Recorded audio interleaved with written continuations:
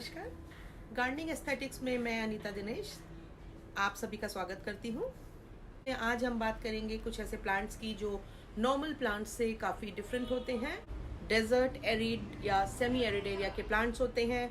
इनकी जो सॉइल की, वाटर की, सनलाइट की रिक्वायरमेंट्स होती हैं वो हमारे नॉर्मल प्लांट्स से डिफरेंट होती हैं। मैं मानती हूँ कि जो कैक्टसेस होते हैं वो हम सब के लिए एक लिविंग इंस्पिरेशन है। एक अच्छे से सर्वाइव करता हुआ कैक्टस ये बताता है कि अगर आप की जो कंडीशंस हैं वो आपके पक्ष में भी ना हो, आपके अगेंस्ट हो, आपके लिए मुफीद ना हो, फिर भी आप किस तरह से अपने विल पावर के थ्रू सर्वाइव कर सकते हैं। ब्लूमिंग कैक्टस को देख करके आपके इस कन्विक्शन को बल मिलता है कि चाहे सारी सर्कमस्टेंसेस कितनी भी आपके खिलाफ हो, कितनी भी ऑड हो, आप अपने विल पावर के थ्रू सर्वाइव कर सकते हैं। और सर्वाइव ही नहीं कर सकते हैं, ग्रो कर सकते हैं। तो चलिए आज बात करेंगे कैक्टसेस के बारे में। पहले मैं आपको कैक्टस की उससे जुड़ी हुई कुछ बातें बताऊंगी, क्या करें क्या ना करें, क्या रिक्वायरमेंट है कैक्टसेस की, इन सब पे बात करूंगी। उसके बाद मैं आपको कुछ ऐसी वैरायटीज के बारे में बताऊंगी जिनको आप आसानी से अपने घर में इजीली ग्रो कर सकते हैं। तो चलिए देर ना करते हुए शुरू करते हैं। ये बेहतर होगा कि हम कुछ ऐसी चीज़ों को डिस्कस कर लें जो मोर अनलेस हर कैक्टस के लिए, हर कैक्टस की वैरायटी के लिए सेम ही होती हैं। सबसे इम्पॉर्टेंट है कैक्टस के लिए उसका सॉइल मीडिया। कैक्टस की जो सॉइल है वो वेल ड्रेन्ड होनी चाहिए, क्योंकि कैक्टसेस जो होते हैं वो डेजर्ट एरिया के, एरिड एरिया के, सेमी एरिड एरिया के प्लांट्स होते हैं और इनकी वाटर जो रिक्वायरमेंट होती है वो ऑलमोस्ट ना के बराबर या काफ़ी नेग्लिजिबल होती है। इसलिए ये ज़रूरी है कि जो इनकी सॉइल है वो मॉइस्चर को कंटेन ना करे, उसमें से नमी ना बनी रहे, क्योंकि नमी कैक्टसेस की दुश्मन होती है। और अगर सॉइल में नमी है तो आपका कैक्टस के लिए सरवाइव करना काफ़ी मुश्किल होता है। इसलिए आप इसके लिए एक अच्छी वेल ड्रेन्ड सॉइल को यूज़ करें हमेशा कैक्टस के संग।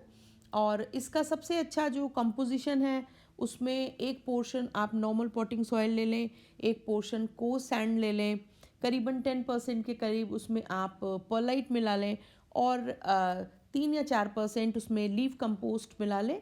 ये जो सॉइल तैयार होगी ये कैक्टस के लिए बेस्ट सॉइल होगी। इससे आपके कैक्टस को एक तो ड्राईनेस मिलेगी, दूसरी चीज़ लीफ कंपोस्ट होने से उनको थोड़ी बहुत क्वांटिटी में ऑर्गेनिक मैटर भी मिलेगा। और ये आपके कैक्टस के ग्रो होने के लिए ये सॉइल बेस्ट रहेगी। आप इसमें पर्लाइट इसलिए हम यूज़ करते हैं क्योंकि पर्लाइट जो होता है वो मॉइस्चर को एब्जॉर्व करने की उसकी टेंडेंसी होती है। और ये पर्लाइट एक तरह का वॉल्केनिक ऐश होता है और ये एक नेचुरल कंपाउंड होता है, ये केमिकल नहीं होता है। और आप इसको यूज़ करेंगे अगर कैक्टस के संग तो इसके अच्छे रिजल्ट्स होते हैं। और पर्लाइट आपको किसी भी ऑनलाइन साइट पर, किसी सीड की शॉप पे या किसी नर्सरी पे काफ़ी आराम से मिल जाएगा। और अगर आप सॉइल तैयार ना करना चाहें तो आपको कैक्टस सक्यूलेंट सॉइल ऑनलाइन भी आराम से मिल जाएगा या किसी सीड शॉप और नर्सरी पे भी ये अवेलेबल होगा। आप उसको भी यूज़ कर सकते हैं, क्योंकि नॉर्मली हम बहुत ज़्यादा बड़े प्लांटर्स में कैक्टसेस को नहीं लगाते हैं, तो हमारी जो सॉइल की रिक्वायरमेंट होगी वो थोड़ी होगी। इसलिए आप आराम से उसको ला सकते हैं। कैक्टस की जो सनलाइट की रिक्वायरमेंट होती है वो काफ़ी होती है और इनको सूरज की रोशनी पर्याप्त और अच्छी तादाद में चाहिए। इसलिए कैक्टसेस को आप हमेशा एक ऐसे स्थान पर प्लेस करें जहां इनको डायरेक्ट सनलाइट भी मिले। और अगर डायरेक्ट नहीं भी मिल पा रही हो तो एटलीस्ट 7 से 8 घंटे की ब्राइट सनलाइट इनको मिलती रहे। अच्छा ये रहेगा कि अगर आप कैक्टसेस को का प्लेसमेंट एक ऐसे प्लेस पे करें जहाँ पे थोड़ा शेड हो, सो दैट कि बारिश वगैरह हो तो उसका पानी और सर्दियों में फ्रॉस्ट का असर आपके कैक्टसेस पे ना पड़े और आपका कैक्टस ख़राब ना हो। तीसरी इम्पॉर्टेंट चीज़ है कैक्टसेस की वाटरिंग रिक्वायरमेंट की। कैक्टसेस की जो वाटरिंग रिक्वायरमेंट है वो ऑलमोस्ट नेग्लिजिबल होती है या बहुत ही कम होती है। और आपको कैक्टसेस अपने कैक्टसेस में मैं तो अपने कैक्टसेस में करीबन 10-12 दिन के पहले गर्मियों में 10 दिन के करीब और सर्दियों में तो मैं 1 महीने में एक बार ही उसमें वाटरिंग करती हूँ, क्योंकि बहुत ज़्यादा पानी कैक्टसेस को मार देता है और उसमें कैक्टसेस में तरह तरह से फंगल इन्फेक्शन हो जाते हैं, आपके कैक्टसेस गल के ख़राब हो जाते हैं। इसलिए कैक्टस को जितना कम पानी दिया जाए उतना ज़्यादा अच्छा है। और एक चीज़ और जो बहुत ध्यान रखने की है वो ये है कि आप जब अपने कैक्टस के लिए पॉट का चुनाव करें तो थोड़ा ध्यान रखें पॉट जो है वो काफ़ी ऊपर से चौड़े मुंह का हो और खुला हुआ हो तो अच्छा होगा, क्योंकि इससे आपके प्लांट को प्रॉपर स्पेस मिलेगा। क्योंकि ज़्यादातर जो कैक्टसेस होते हैं उनमें नीचे से नए ऑफस्प्रिंग्स निकलते हैं और वो मल्टीप्लाई होते हैं, तो उनको एक स्पेस की ज़रूरत होती है। ऐसे में अगर आपका पॉट थोड़े चौड़े मुंह वाला है तो वो कैक्टस के लिए अच्छा होता है।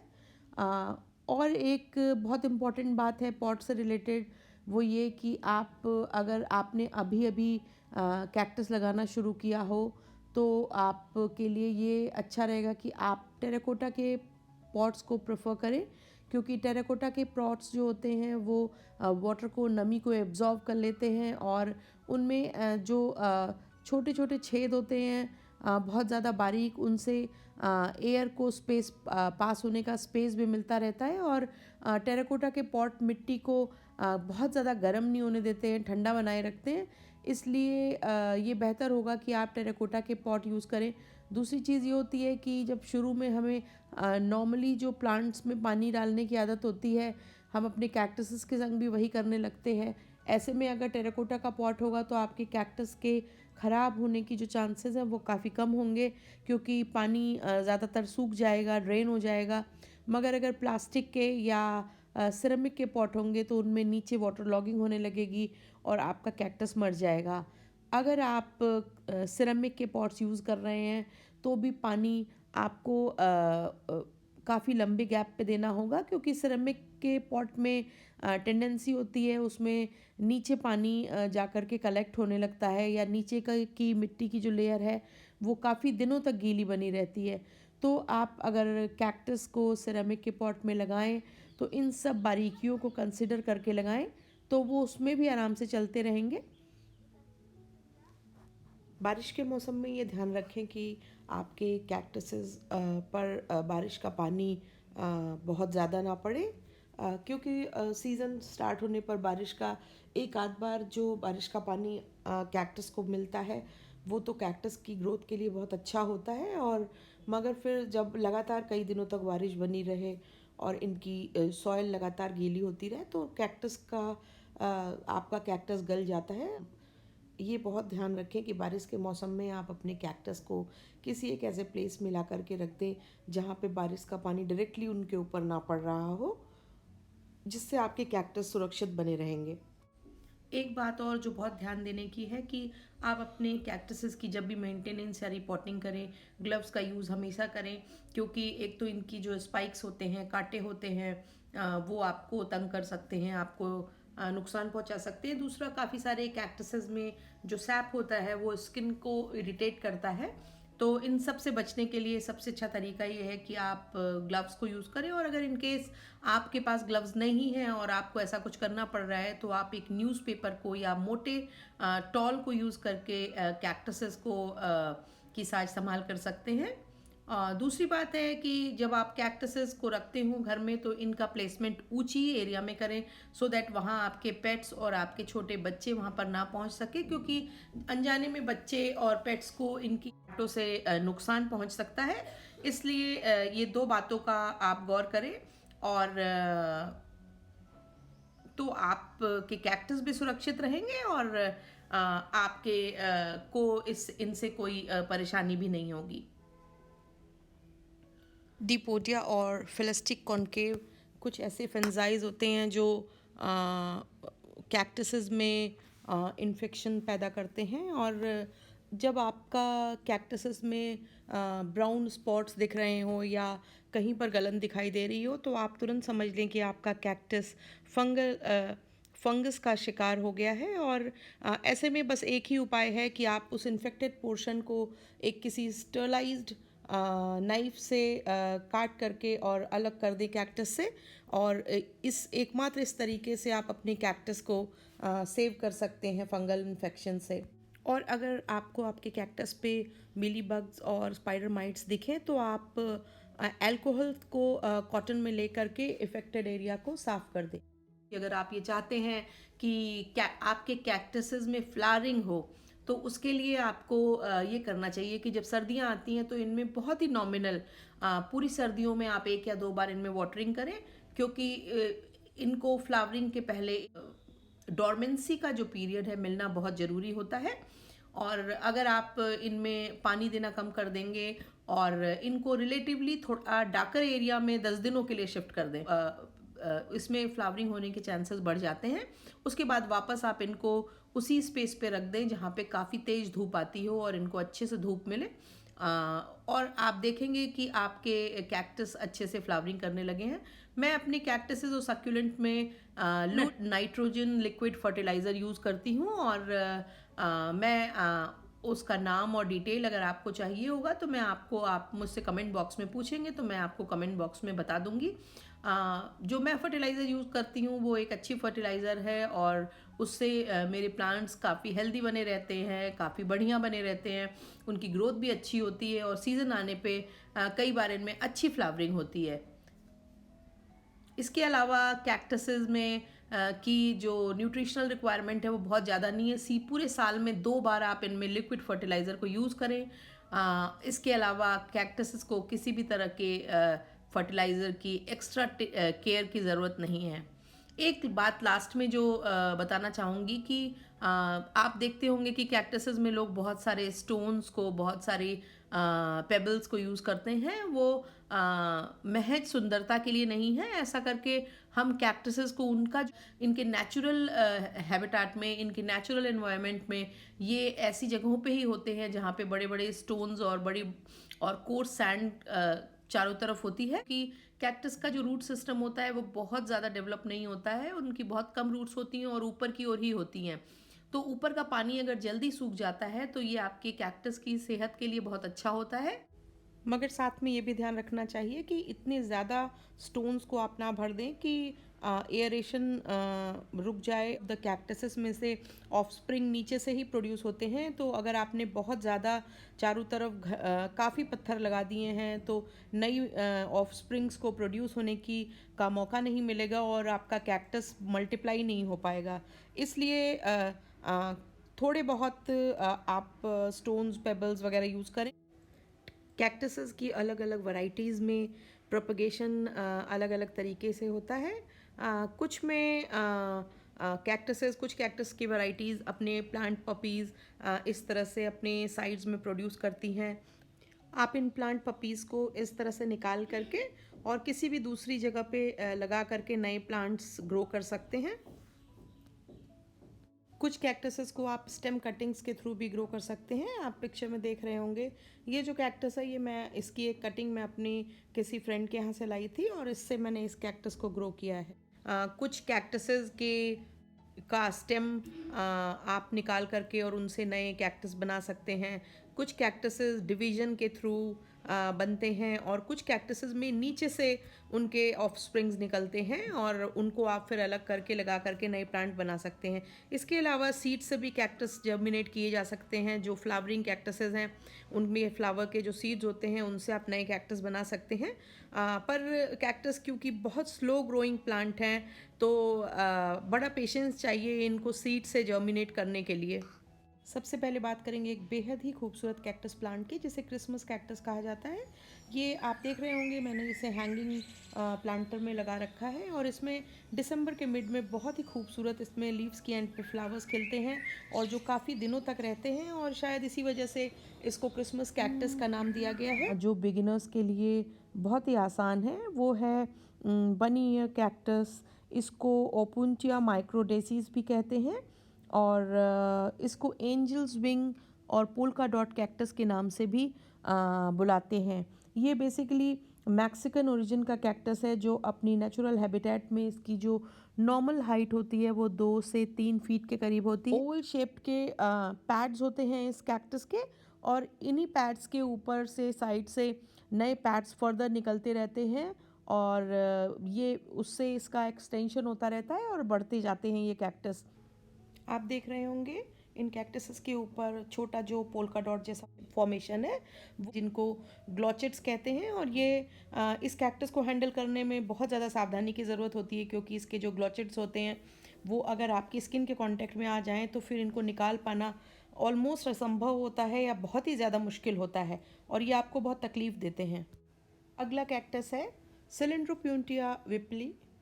ये भी एक बहुत खूबसूरत कैक्टस होता है, और इसकी झाड़ियाँ जो होती हैं वो तकरीबन अपने नेचुरल हैबिटेट में 1 मीटर तक हो जाती हैं। इसमें येलो कलर के फ्लावर्स भी लगते हैं, और इसके फ्रूट्स जो है जहाँ का ये नेटिव है यूएस के कुछ हिस्सों में, वहाँ पे लोग इनको कंज्यूम भी करते हैं, खाते भी हैं।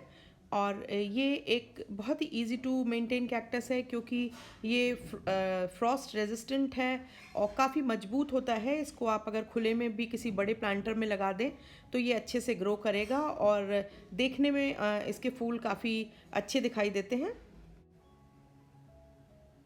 फेयरी कैसल कैक्टस, ये कैक्टस भी एक बेहद खूबसूरत कैक्टस है, और ये बहुत ही स्लो ग्रोइंग होता है, और 20-25 साल में इसकी लंबाई तकरीबन 6 फीट तक हो जाती है। और इस कैक्टस में रात में वाइट कलर के फ्लावर्स खिलते हैं, पर ये फ्लावर्स जब ये कैक्टस 10-12 साल पुराना हो जाता है और परफेक्ट ग्रोइंग कंडीशंस में होता है तभी खिलते हैं, मगर देखने में ये कैक्टस बहुत ही आकर्षक लगता है। और अगले कैक्टसेस मैमिलेरिया प्रजाति के कैक्टस हैं, और ये मैमिलेरिया कैक्टसेस की सबसे बड़ी फैमिलीज़ में से एक है।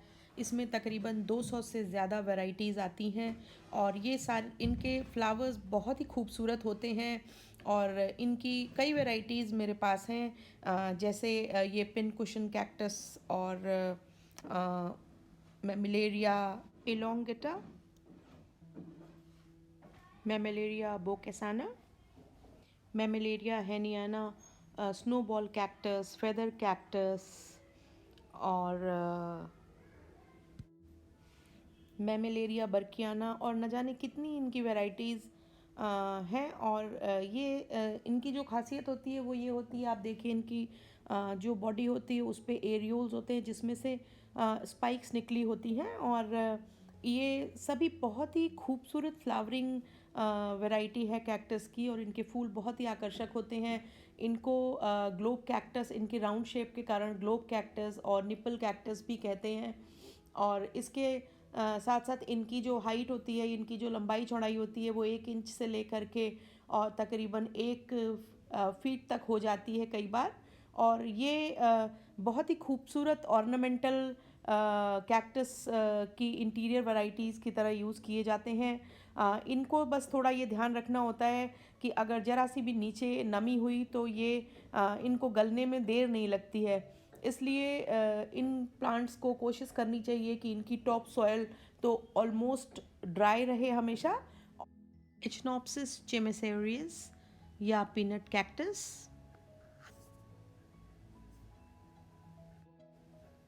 और एचिनोप्सिस की दूसरी कई अन्य वैरायटीज़। एचिनोप्सिस की सारी वैरायटीज़ के जो फ्लावर्स होते हैं वो बहुत ही खूबसूरत होते हैं।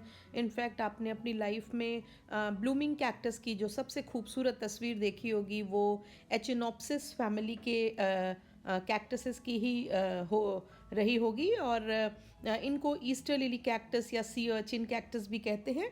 और ये बेहद खूबसूरत कैक्टसेस की वैरायटी है, और ये भी लगाने में बहुत ही आसान है और काफ़ी रिलेटिवली ये जल्दी बढ़ते हैं और काफ़ी तेज़ी से, अगर आप इनकी कई वैरायटीज़ ऐसी हैं जिनको अगर आप हैंगिंग पॉट में लगाएं तो बहुत जल्दी पूरी पॉट को भर देती हैं और सीज़न आने पर उनमें इतने अच्छे से फ्लावरिंग होती है कि आप देखने वाला एकदम चकित रह जाता है, अमेज़ रह जाता है। इस वैरायटी को भी आप ज़रूर लगाएं और सच में आपका दिल खुशी से भर जाएगा। ओप्यून्टिया ट्यूना मॉन्स्ट्रोज़ा भी एक लगाने में बहुत ही आसान कैक्टस वैरायटी है और आप इसको खूब कड़ी धूप में लगा दें तो भी ये बहुत अच्छे से ग्रो करती है। ये भी बिल्कुल एक नो फर्स्ट प्लांट है, बस आपको इसको खूब अच्छी धूप में रखना चाहिए और इसको बहुत ज़्यादा वाटरिंग का इसका ध्यान रखना चाहिए क्योंकि ये काफ़ी जल्दी ओवर वाटरिंग से प्रभावित होता है और गल जाता है। इसलिए आपको ये ध्यान रखना होगा कि इसको पानी बहुत ही कम और काफ़ी लंबे अंतराल पे आप दें।